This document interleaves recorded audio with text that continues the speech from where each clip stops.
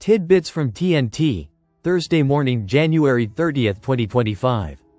Listen to the full version on the official dinarreport.com website and become our supporter on Patreon. TNT. Tishwash. Economist. The country's financial situation is among the most prosperous years. Economic expert Nabil Al-Marsomi confirmed that the country has large cash reserves, which are greater than 100% of the volume of the issued currency.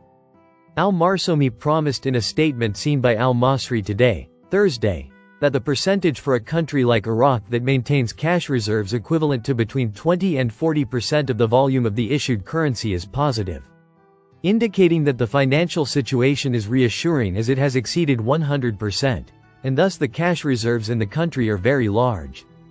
Pointing out the importance of the matter, as it represents a firewall in the face of crises that may occur, even if they are caused by a decrease in the price of oil.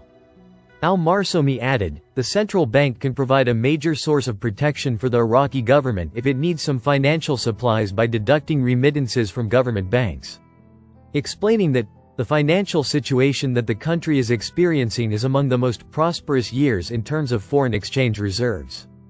Al-Marsomi said, Iraq ranked third in the Arab world in terms of foreign exchange reserves for the year 2024, adding, despite the slight decrease in foreign exchange reserves in the Central Bank of Iraq from $109,153 billion in 2023 to $106.7 billion in 2024 according to data from the Central Bank of Iraq. As a result of the deduction of remittances to the Iraqi government, the financial situation in Iraq is still cohesive, and it occupies the third place after Saudi Arabia and the Emirates, whose reserves amount to $499 billion for Saudi Arabia and $210 billion as reserves for the Emirates. Tishwash. German ambassador. We have great cooperation with Iraq in many fields. German ambassador to Iraq, Christiane Hohmann, confirmed on Wednesday that she would submit a report to her country's government on Iraqi achievements, while pointing out that there is great cooperation with Iraq in many areas. Hohmann said, in a dialogue session during the Iraq Energy Conference, which was followed by Al-Iqtisad News, that one of the problems facing investors is electricity in Iraq, indicating that the environment in Iraq is different from our country. She added that the embassy's work is to prepare a report to our government, noting that we submitted a report on the achievements in Iraq. She pointed out that there are Iraqi businessmen investing in Germany, and not only Germany investing in Iraq, explaining that Iraq has many German companies working in the electrical sector, and there is a factory in the Najaf governorate for producing glass and a pharmaceutical factory, and there is great cooperation with German companies. She stressed, we want Iraq to succeed on the national and international levels, as Iraq is a young country with young energies and job opportunities must be provided for them, explaining that everything is based on history and Iraq likes to focus on the past to build the future. She pointed out that the presence of embassies here is to provide advice and investments, but the work will remain for the country. Tishwash.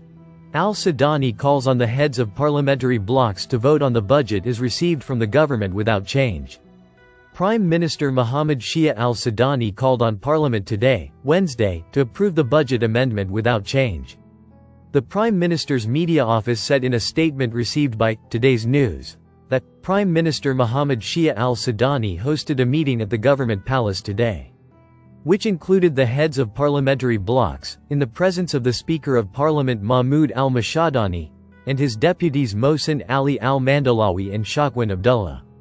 The statement added that the meeting witnessed a review of the progress of the implementation of the government program, and the importance of supporting government steps in completing service and economic projects that have direct contact with citizens' lives, as well as ways to enhance cooperation between the legislative and executive authorities to achieve development goals and priorities. He continued, based on the role of the Federal General Budget Law as a fundamental pillar for implementing the obligations contained in the government program, and in a manner that takes into account the supreme national interest, the latest amendment submitted by the government to the law was discussed. Al-Sudani stressed the commitment to this text that addresses the issue of the cost of producing a barrel of oil, which was approved by the Council of Ministers in its 45th session on November 5. and was confirmed in the letter of the government representative in the House of Representatives, number 15. Sent to the House of Representatives on January 23, which is the same text that was voted on within the Parliamentary Finance Committee. He pointed out the necessity for the House of Representatives to approve this amendment without change, to complete the development plans, in accordance with the economic interest of Iraq, and the vision adopted by the government program approved by the esteemed House of Representatives.